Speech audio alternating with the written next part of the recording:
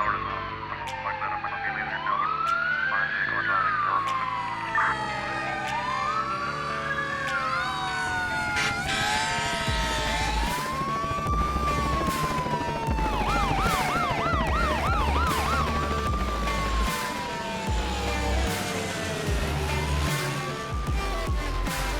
Hey everyone, it's Sam, and welcome back to the 911 Nonsense podcast. To stay in the loop, learn about upcoming guests, and join in the conversations with the Noon community, follow us on Facebook, Instagram, and Twitter. And hey, if you like what you hear in this episode, don't forget to like, subscribe, and share. Your support means the world to us. Brock, an emergency room nurse known online as Scrub Laddie, joins me to share his journey from med-surg to emergency medicine and the lessons he's learned along the way. We dive into the realities of life in the ER, the challenges of maintaining balance as a healthcare professional, and how humor and connection through social media can make the hard days a little easier. Let's get started. Hey guys, are you looking for a top-notch first aid kit? Look no further than Jump Medic. Owned by a seasoned paramedic with over a decade of EMS experience, their kits are user-friendly and packed with essential supplies. From the most popular Pro Gen 2 to the compact hardshell kit, they've got you covered. You can even customize your own kit with the Build-A-Bag option. Enter the code NOON10, N-O-O-N, the number 10, and enjoy 10% off your order. Free U.S. shipping, and everything is HSA FSA approved. Visit jumpmedic.com and follow at JumpMedicUSA on Instagram. Stay prepared with Jump Medic. All right, Brock, thank you so much for joining us on the Noon podcast. Just a really quick intro. My name is Sam. If you haven't been here before, I like to interview healthcare workers. We talk a bunch of nonsense, as the name implies. So I have Brock, aka Scrub Laddie, on with me today. Can I go ahead and get an introduction? Hey there, Sam. Thanks for having me. My name is Brock. I go by Scrub Laddie on Instagram and TikTok. I am currently an emergency room nurse in Wisconsin. But like throughout the course of my career, I've done more than just emergency medicine. But you are a paramedic, so this will be fun to just talk about ER stuff. Yeah, I mean, we've been on for like half an hour just shooting to shoot before the freaking show even started recording. I have to tell you, every time I go to look you up on Instagram, and this probably happens to a lot of people, Scrub Daddy is the first thing that pops up. So I end up Yeah, clicking the yeah. wrong one every single time. The sponge, Yes. you get like the little scrub. That was the Yes. inspo for the name, by the way, because like everybody in a lot of like healthcare people, especially nurses, they always just go by nurse so and so. Like I'm nurse Kyle, I'm nurse Blake, all the different nurses, and I was just like, I'm not doing that. Like I want to try something that was kind of unique. And I think one time I was like literally like washing dishes. I was like, dude, scrubs are kind of cool. They're healthcare, and it just came to me. Scrub laddie. What a random like idea. That's so funny. So you have been a nurse for how long? I've been a nurse for about 7 to 8 years, somewhere in there. And where did you start at? I started med surge. So I started night shift med surge. That was my first ever gig. Me and my wife, who's also a nurse, we actually worked on the same floor together as brand new nurses. Is that how you guys met? That's not how we met. We met before that, and so we were like living together, and then we got this job, and then we started work on the same unit, and that was, I mean, it's pretty cool to like work with your significant other or whatever, your wife, but like there's also like a certain point where it's like, dude, like we go to work, we drive together to work, we're at work together, and you come home and you're talking about work together, and you just reach a point where you're like, I think maybe it would be a little healthier for us to do our own thing. Yeah, I feel like that's either somebody's like best dream or their worst nightmare. It was like it's such a mix, because like it's fun and you're super close with each other, but then there's like certain points where it's like if you're not like feeling each other, it's like in the ebbs and flows of your relationship. It's like, dude, I'm really kind of tired of being around you right now. I kind of wish like you worked a different job than me just for the next couple weeks. That's so funny and Yeah. honest. Like Oh yeah, it's not true love the whole time. It's, goes up and down. that's true. People don't understand. I mean, they do understand, right? There's a reason why divorces have such a high percentage. You really have to work on that relationship for it to work. And if you're not willing to put in the work, that's what you end up with is a divorce, unfortunately. And that makes it hard, especially in this career field. Yeah, it is. We're still going strong right now. So, I think we're right now. I mean the goal is the finish line. I think we're doing okay. Really quick, I was gonna tell you this funny story when we were working together. I This is like such a funny memory for me, but like we were working the same floor and we had a very confused elderly gentleman who came from like a facility, and they sent him in because he was extra altered, extra aggressive, which they do all the time. When it's like, they're confused, but now it's like it's like ramping up, and now they're like violent towards like other people at the facility, whatever. So they send him in, and we're supposed to get a urine sample from him. Of course, he can't pee, so we have to straight cath him. And he's has no idea what's going on. He thinks that he's in Nam, and he's like, we're Poor guy. yeah, I know, poor guy, exactly. So like me and my wife, Afton, that's her name, were in there, and I remember I was trying to hold him down because, and I will just say caveat, like this was medically necessary to treat him. So it's like I'm trying to like hold him down so that she can get a urine sample so we can figure out like, do you have like a buildup of something in your system Yes. here? And so I'm laying on top of him, like my body's on his chest, and she was like straight cathing him. And I remember just looking at her, just being like, "This is insane! Like I cannot believe that this is our job together right now.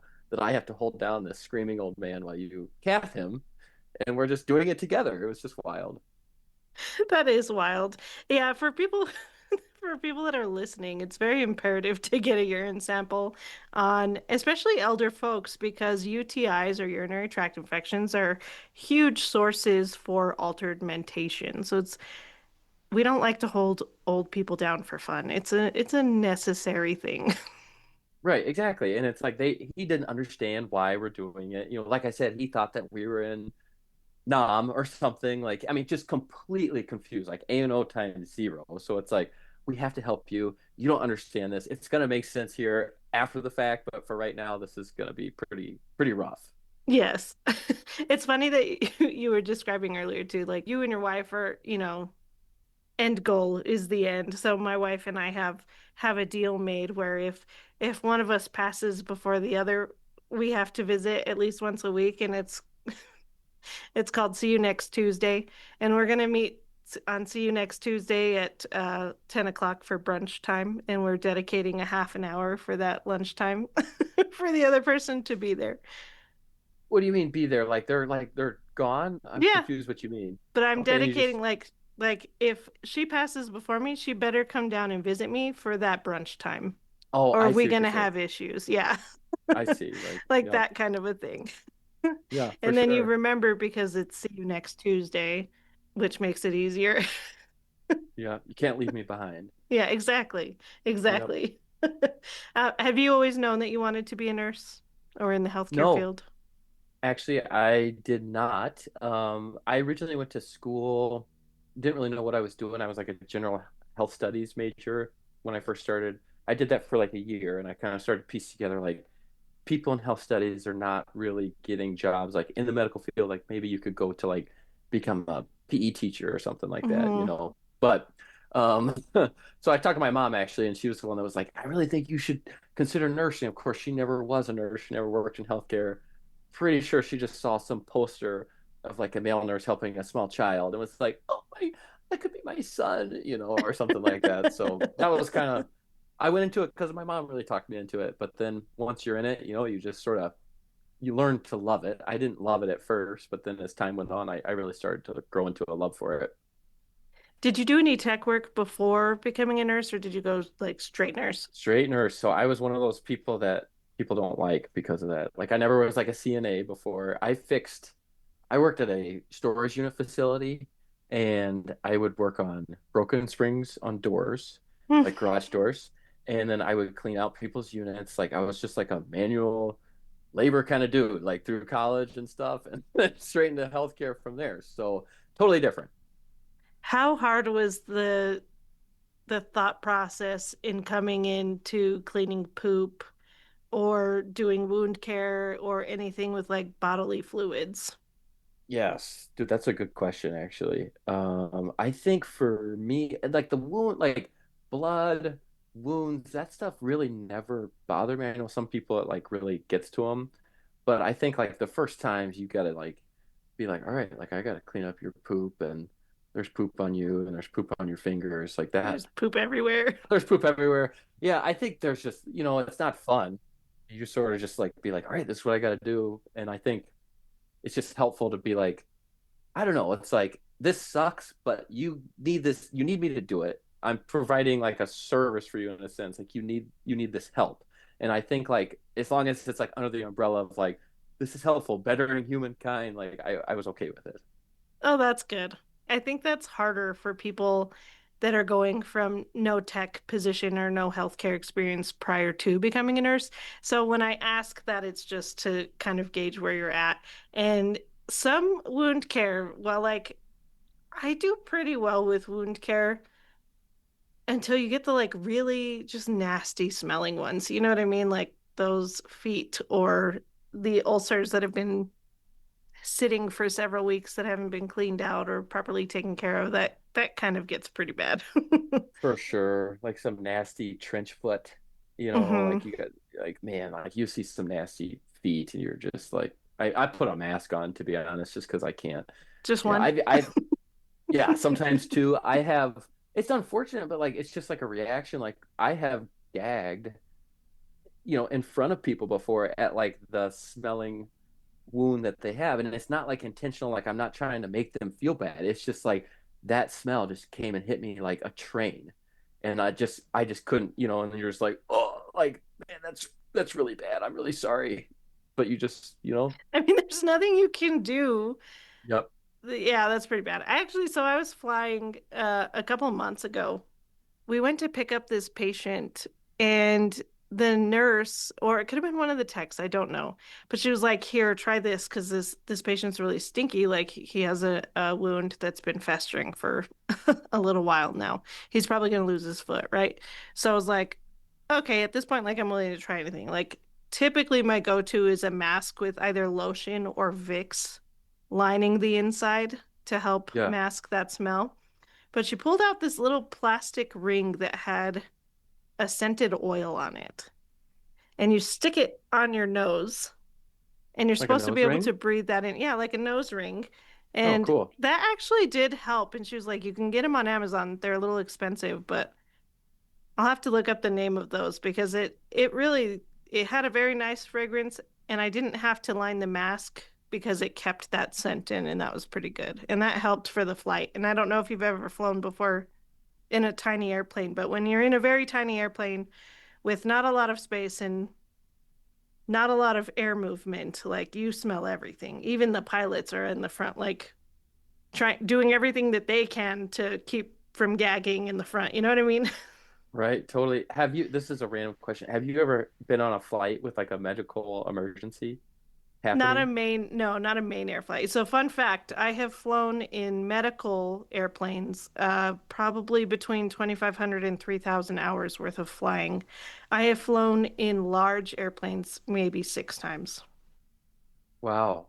So a medical airplane, is that for like a super long distance like transfer or what is that? Not necessarily, no. So for flight paramedicine, you get put in like a C-90 or something maybe a little bit bigger. So a very small airplane, like a three-seater airplane. So you have two seats and then a bed, right? Because we have to have two medical providers in an airplane at all times, and then a patient bed, and then two seats in the front for pilots. So these are very tiny Yeah, airplanes, super and small. you can fly either fixed wing or rotor wing, right? So you're either in a helicopter or in a very small aircraft, and you can fly anywhere as short as like 15 minutes. I think Socorro is probably one of our shorter flights is 15, 20 minutes. You go and you land as long as they have a landing strip for you. And it's long enough for the aircraft. So like our longest flight was from um, Salt Lake, Utah to Savannah, Georgia. And in a small airplane, that's a very long flight and can be hard.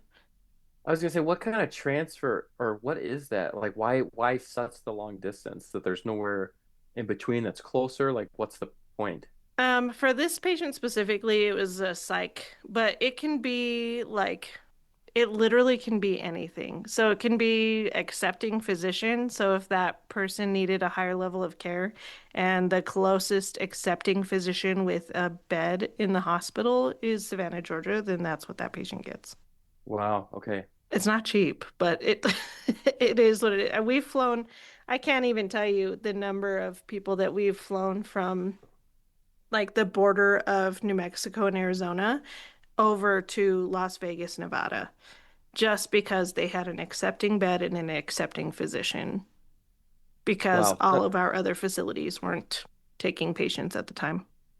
Wow, that's such a long way. Like Utah to Georgia. That's Hmm. crazy to think that like there's nothing in between these two states that can like accept this patient. That's wild. It is wild.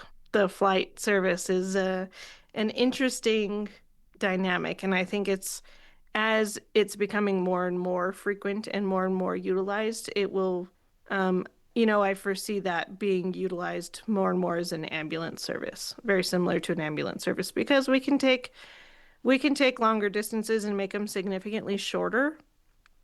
But also our EMS services are so short staffed that we just don't have enough ambulances, like in the state of New Mexico, for example, to be transporting people from some of our outlying facilities to our only level one trauma center, which is in Albuquerque. Yeah. That makes for a very long distance, and it's a lot shorter if you have a flight company that's available and the weather's good and able to make that transport. Yeah. Are the flight companies, are they like, because we've got like two kind of like EMS services. We have like the city-owned EMS service, and then we've got the private industry ones. Are they typically private? Uh, Most of the time they are private. Some of them are hospital based, but most of them are private. Oh, wow. So the hospital actually owns the flight service. Hmm. Wow. Wow, that's pretty cool. Hmm. Yeah, it's got some unique traits for flight for sure. What else is unique about it? Like, what do you mean? With flight, I mean, you can take anything from critical care to BLS, like very BLS psych transports, because there's not enough resources to get that person from point A to point B. Sure. And that poses a lot of safety hazards, right? So you can, if you have somebody who's not mentally stable enough to fly, we won't fly them in most cases. But then you can't just sedate them, right? Because when they get to that facility, they have to be able to walk, they have to be able to talk, they have to be coherent. So they won't accept them as sedated. Okay. Oh no. But you can't transport them because they pose a safety risk to the pilots and to us if they're super aggressive or agitated or whatever. You know what I mean? Right. Yeah, for sure. Are you allowed to, this is a really random kind of question, but like, are you allowed to like restrain on an airplane if you needed to? Because You I can would feel like, restrain. Yeah, if you need to, you can. It's not ideal because it's such a small space, and we tend to go straight to chemical restraints over physical restraints just because it's a little bit safer for us and for the patient. oh, okay, sure. Yeah, because then obviously fighting against restraints, small space. Yeah, it's no good. In a lot of the small aircrafts too, it's like you have the evacuation window, and that tends to be right where the patient is sitting. So they have the physical ability to reach up and they can actually pull the safety handle for the window. Most of the time, when you're pressurized, they're not going to do anything. They won't be able to get that window, but it's still a safety risk. That is kind of insane because just thinking about like the transport, like on my end, like if I transport an unstable person from the ER to the ICU, like that scares me sometimes because I'm like, man, what if shit hits the fan like you're Yeah. in the elevator or something, you know what I mean? Let alone boarding an aircraft like that. You're just completely on your own. It's like, hey, you're up there. Whatever happens on this plane is completely up to you guys. Like that's actually really scary to think about. Yep, that's why we have to have so much experience, right? So it's recommended that the paramedic have high call volume experience, at least 3 years, and that the nurse has either 3 years ICU or 3 years ER. And for people that ask me, like, what do I need to be in flight? For the nurses, I let them know, like, honestly, I would do a few years in ICU and a few years in ER because then you're getting the not only all of the knowledge with pumps and medications and everything else through your ICU experience, you're also getting that emergent, this needs to be done experience in the ER. For sure. Yeah. I'm currently ER, and I've never done ICU, but I think about it all the time just because I feel like I don't know. A, I don't know if I want to do ICU, like just because how much I enjoy the ER. B, I'm not totally sold out on the coworkers of the ICU. I'm a little nervous about them. But like just the experience, the knowledge that you get from it, and like because they really are like ER nurses hate to admit it, but they are very intelligent and impressive like individuals. So it's like I think that ICU experience nurses would be are very intelligent and they know it. And that's part of the problem, right?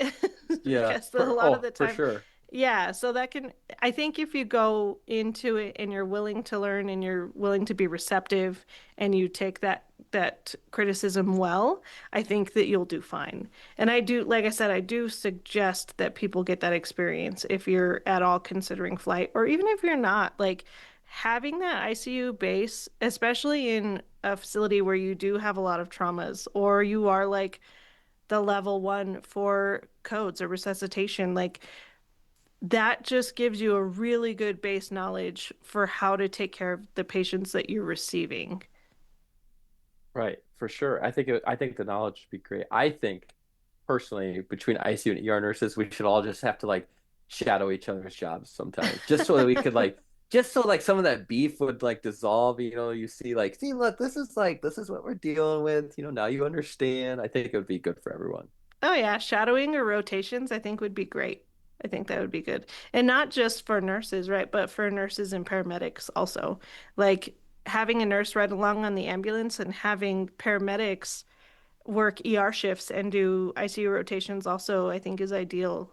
So that we all from such great positions with so much autonomy, right? And I think Hmm. getting to see other people's autonomy and actually build that in together, like we could make the ultimate provider, if that makes sense.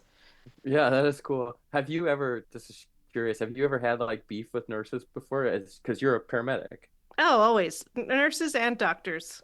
Nurses Oh, and doctors. It's an ongoing everyday issue. The title paramedic or the title nurse or the title doctor is automatically going to get you beef from about 25% of the opposite population. sure. Yeah. Like people just think that they're better than other people. But when we do work together and when we come together and we figure it out, it's phenomenal and it's Uh, beautiful in a way because you can get the ultimate care for that patient and that is should be the number one goal for people. yeah, for sure. Well, I was in a code. This is just very fresh on my mind, but I was in a very large code like a week and a half ago. And Like there was a lot of people or there was a large person who was coding. sorry, large as in like long. Like Okay. it was like multiple hours and of just like kind of like going at it and compressions and shocks and like meds, and then you get like a pulse back for a while and you lose it again, and it's kind of so that went on just for a really long time. So it was kind of like a I just call it a big code. But the point is that I felt like we were all like I was working with a doc I really like. I had a couple like coworkers in there who it's like we work well together, and there's even some nursing students in there, and it just felt like the whole team was just like synergizing so well, and it was just really cool to be a part of that, where it's just like this is like such a surreal experience that this is going it was it was going bad because of the patient's like medical state was so dire, but just the way we functioned in there was like really high level, I felt like, and it was really kind of almost magical, where Yes. it's just it was like almost magical. I know that's a really weird term to describe somebody having cardiac arrest, but it was cool. No, it completely makes sense to me anyways. I get that because you get to see so many different people from so many different aspects coming together collectively. And that is such a hard thing to attain, right? You can put the same people in trauma every single day and they will work cohesively. But we don't have those same people every single day. And if you keep putting them in the same area, they're going to get burned out, right? So it's good to switch people out. It's good to get fresh minds and get in fresh people so that we can train other people and get more cultural diversity, I guess, into this area that bring fresh new ideas, right? Brand new concepts. So this is working, but maybe this would be more efficient, or maybe this would work better. You Right. know what I Yeah, mean? totally. I totally know what you mean. We had a cardiologist in there at one point too, which was kind of nice because ER doc obviously probably in the ER needs to be running the show on the code, but just like having like this cardiologist be like, let's try the, because we had amiodarone going for a while trying to stabilize the rhythm. He's like, let's cut the amio, let's go back, let's try some lidocaine here, and like just different input. Obviously probably knows a little bit more about just specifically heart stabilization than our ER doc. So it was kind of nice. It was cool. It was good perspective. That is cool. I love when we have something that works so cohesively like that. Did you ever have that experience while you were in med search? Med Surge was well, real quick. I got to give a shout out to Med Surge because it's tough. All right. And it gets a It lot is of, tough. you're smiling. It's hard, dude. It is so hard to be a Med Surge nurse. And and I'll tell you exactly why. I think this is why it's super hard is for one, you're kind of like this, you're like the melting pot of the hospital. So it's like, we don't really know where to put this person. We're going to put them on Med Surge. I was a night shift Med Surge nurse. And the common thing that happens on night shift Med Surge is a lot of, you get a lot of elderly come in to the ER. They don't really know where to put them. They stick them on Med Surge. All those people, they sundown in the hospital. They get Mhm. just crazy in the hospital. And so your night shift is just nuts, full of people. Like, they're not like medically like coding, like none of that's happening, but they are constantly like getting out of bed, trying to hit each other, like trying to bite you, like all this constantly. And it's like, anyways, it's wild. So huge shout out to Med Surge. We had like people that were unstable. I don't think during my time there, I don't think I ever actually had like a cardiac arrest on med surge, but we definitely had like plenty of like, we need to call a rapid response. This person needs to go to a higher level of care, essentially, for whatever reason, like their breathing is sucks or their heart rate sucks. I mean, you left med surge to go to the ER, but do you ever miss working in med surge? I I don't really miss it, no. Okay. But like you find like your area, and like med surg was great for me because like we talked about, like I had no medical kind of know-how going into it. I fixed garage doors, so it's like Yeah. getting like that med surg base was I think really valuable for me just because I didn't really know what I was doing. And so then to transition down to the ER, and I really enjoyed the ER. I feel like I fit well there. My wife thinks I fit well. She's like, you just seem happier. So it's like all the signs are saying like probably ER for now. I don't know if I'll do it forever, but I think right now it's a really good fit. Sure. And not everybody's meant for the ER and not everybody's meant for med surge either. Like this comes into like what we were kind of talking about a little bit before is like don't be afraid to move around if you're feeling like you're stuck. Don't become complacent. I push this all the time. Be uncomfortable. Like be comfortable being uncomfortable. That's how we become better providers. That's how we become better nurses, better paramedics, better doctors, is when you are pushing yourself out of your comfort zone and finding those things that make you uncomfortable and becoming better at them. Oh, dude, I 100% agree with that. I mean, I was scared to go to the ER, to be honest with you, because it's a daunting thing. You're just like, I don't know what I'm doing. I'm gonna look like an idiot. Like, and honestly, you kind of do. It's like you're just like the newbie down there, and you kind of are an idiot, and that's okay. Like, that's That totally is fine because okay. everyone has to go through it, and you grow from it, and like that whole growing experience and being where you are today is totally worth it. Yes. Yeah, it's okay to be uncomfortable and it's okay to be learning in that environment. And hopefully you have a good preceptor and instructor that can do that for you. But we have people who float down to the ER, like if we're short staffed or whatever for the day, and nurses who come from upstairs and they're like, they will either absolutely hate it or they absolutely love it. There's really no in between. And when they hate it, it's because it's too overstimulating, right? We have patients that are restrained or elderly patients that are yelling help every 5 seconds, like to the T every 5 seconds, you know what I mean? Or you have any number of variety, any other type of patients that you can have, that's what they have, and they just get so overstimulated and overbogged down that they just can't handle that level. You know what I mean? And it is loud down there. It can be very fatiguing by the end of the day. For sure. I think a couple traits I think I notice in people that don't do well in the ER.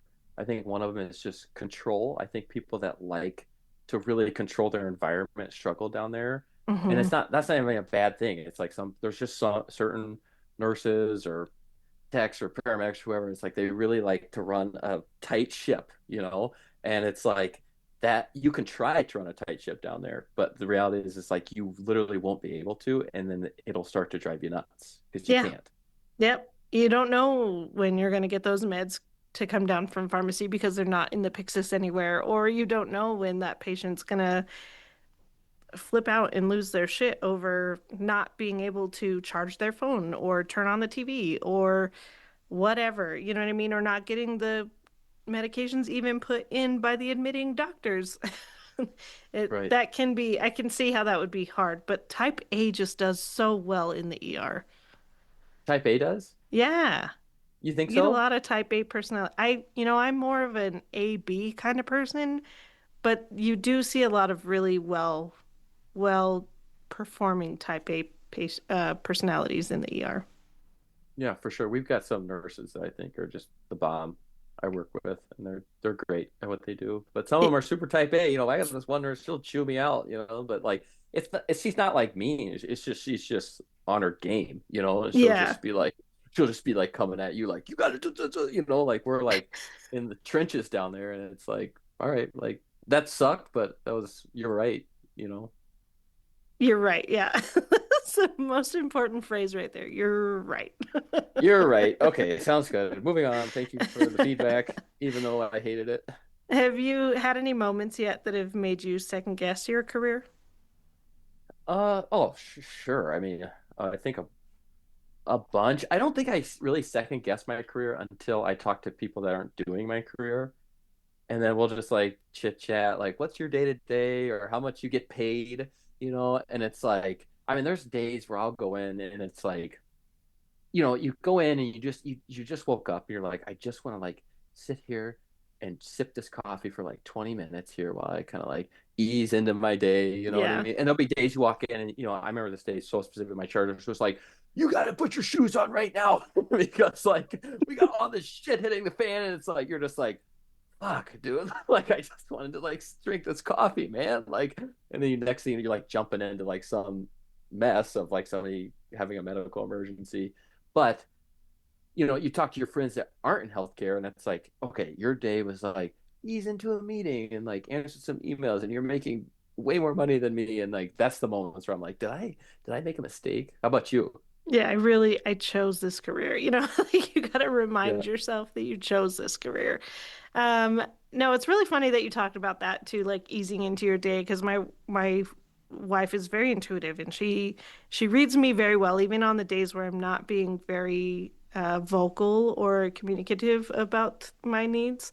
And one of the things that has changed recently is you go from being able to take a lunch every day, you know what I mean? And taking your own Oh, time to take your lunch. And that's like, that might be the only piece of the day that you get, but that half hour, that is your half hour.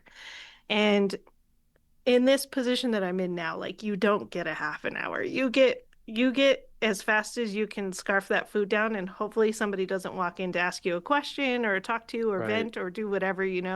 And so she's gotten really good about before my shift, I'll sit down to eat lunch because I do mid shift right now. I'll sit down to eat lunch and she'll be like, I'm not going to talk to you for like 20 minutes. I'm going to let you enjoy your break. And you know what I mean? And I love her so much. She does so much for me. But I'd be lying if I didn't say I hadn't second guessed my job multiple times. We see a lot of really sad, shitty things in this job, and they might not be the goriest or bloodiest or most traumatic things that we've ever seen, but some things just click in you. Some things just make you not regret, but they make it hard to come into work the next day. You know what I mean? 100%. Yep. I think that what you just said is like such a component of why I continue to be a nurse, why I continue to work in healthcare is because you do this thing that is so, I don't know what the word is. I don't know if the word's like impactful or deep. It's just deep. It's like a deep job, because you really do see these crazy things and you do like impact people's lives, and it's super hard. And it's like this weird like feeling I have where it's like I have like this love-hate relationship where it's like the job's hard, but I keep going back to it because like I feel like the impact and like the meaningfulness of the work is so high that it's like I don't think I could do something else, if that makes sense. No, it totally makes sense. And do you feel comfortable sharing like some of your most impactful moments? Yeah, I off the top of my head, I don't know if I can think of a ton.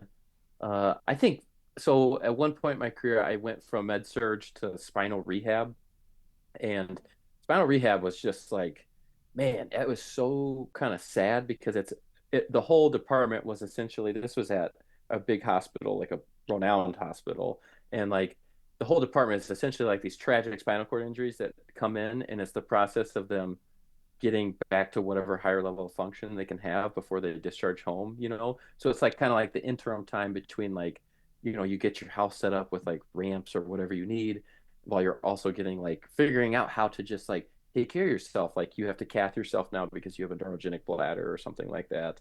Or you have a neurogenic bowel, which is even worse because now you have to do that thing where you stick your finger up your butt, you know, which is weird to say, but it's like you got to do it, you know, to Yeah. stimulate the bowel.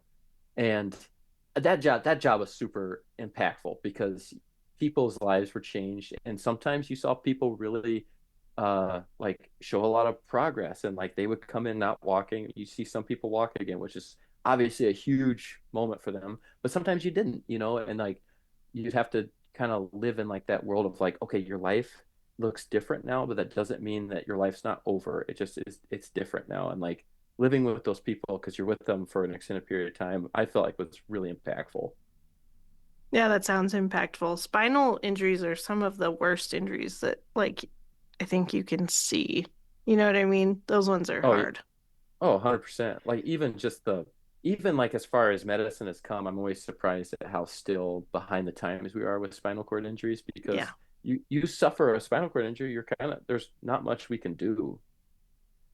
I know. They are doing some really cool studies through stem cells for spinal injuries, but I feel that way about teeth too. Like dentistry Hmm. makes so much money on doing the same old shit they've been doing for so long. You know what I mean? Yeah, dude, I hate the dentist too. Everybody hates a dentist because they use It's those brutal. stupid metal tools still and they don't do anything other than fill your teeth, your holes. You know what I mean? Like it just, it's so hard. It's basic, yeah. You had mentioned in your questionnaire that you would never forget the scream of a mom. And Yes. is that something that you dealt with in med surge or something that you dealt with in the ER? That was in our emergency room probably about maybe close to a year ago, I'd say.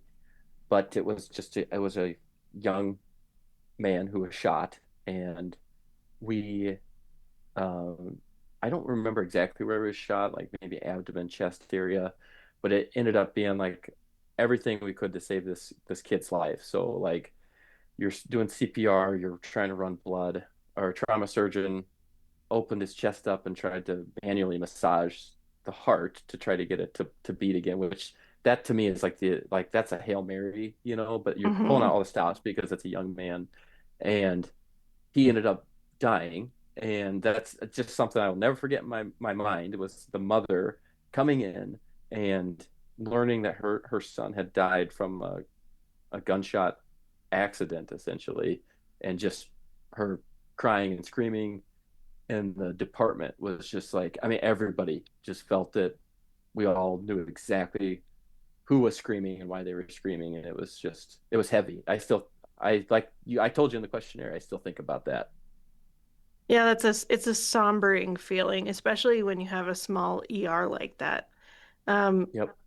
it's sad that in the ER that I work in, like you hear screaming all the time. It could be any number of people screaming, either psych patients screaming, or like I said earlier, like the elderly patients, that unfortunately get dropped off because there's nowhere else to put them and they don't know what else to do with them, right? So they want to get them checked out or whatever. Or, um, like I said, any number of screaming people with broken bones. And it's so hard to keep focus on the individuals, right? And to remember that this isn't just a number, that this is a patient. This is somebody that we're treating, and it's not just the patient, it's the patient's family that we're also having to take care of. I think it's very easy to be dismissive of that at times when it probably shouldn't be very dismissive.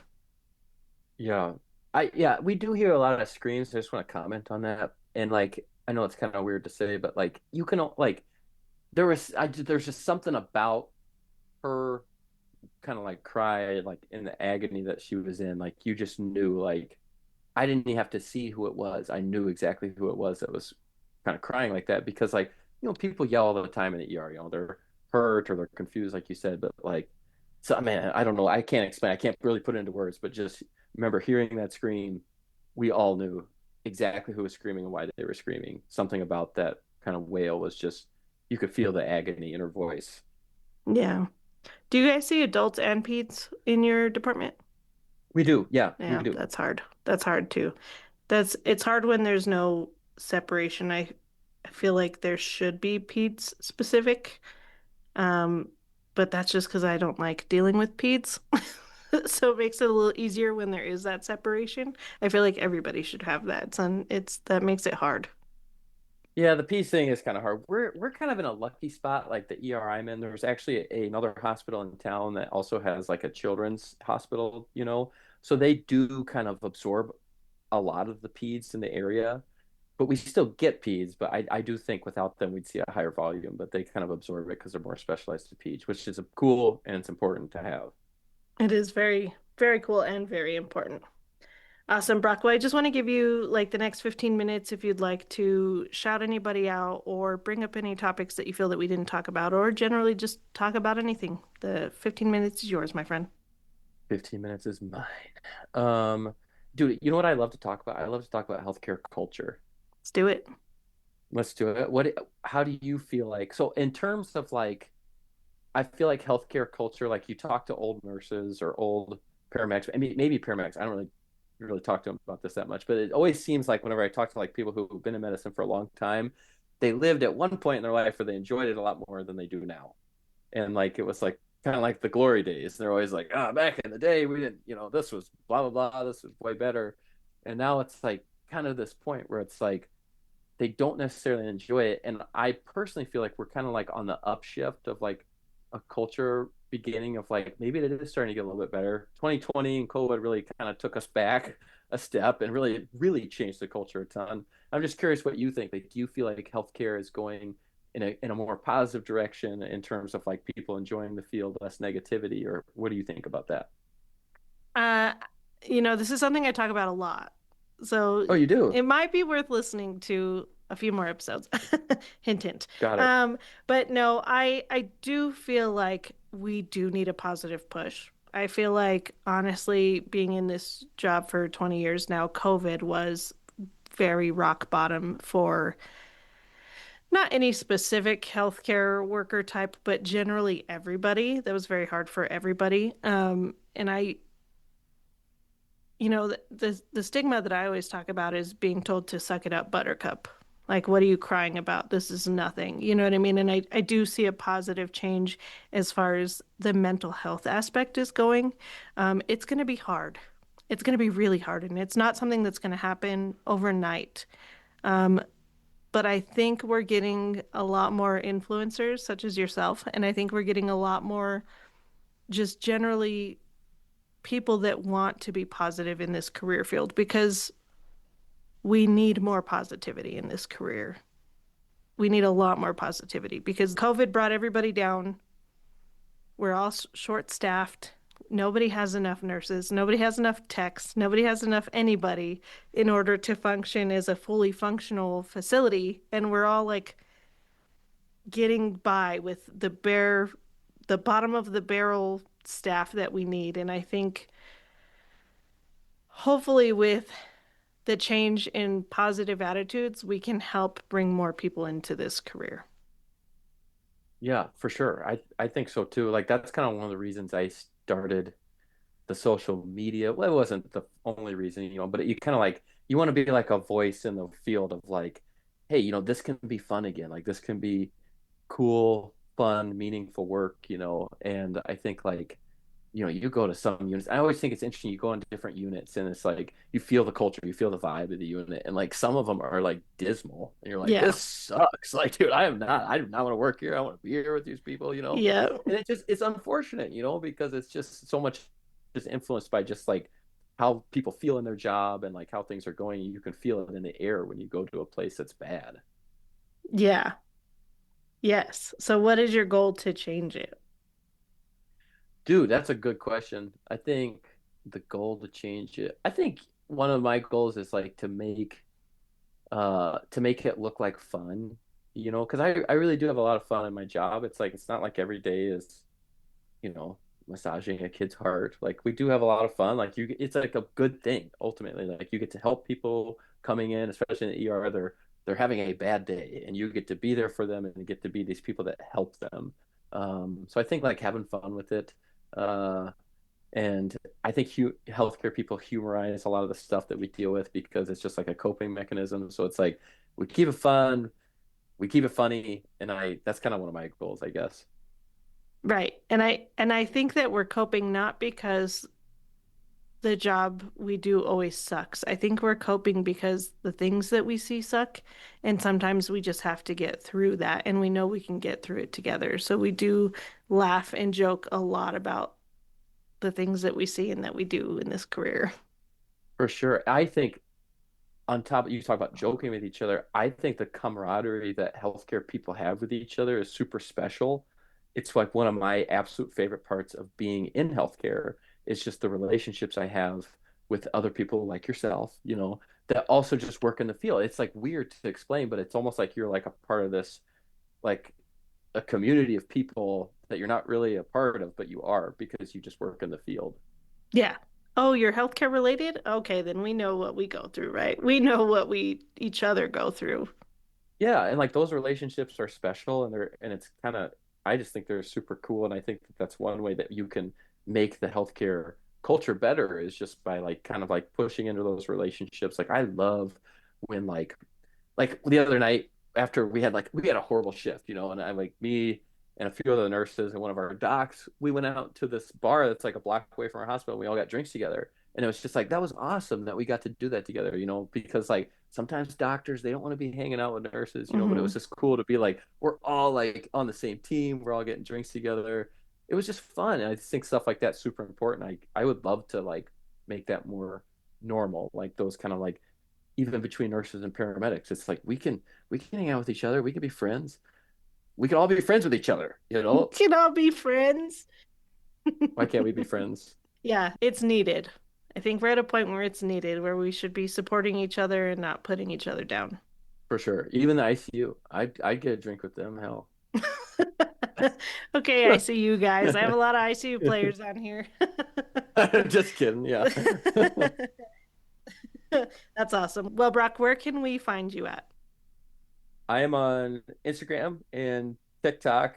I'm more active on Instagram, I'd say, but I go by Scrub Laddie, not Daddy. Just Laddie. Do you ever get shit for that name?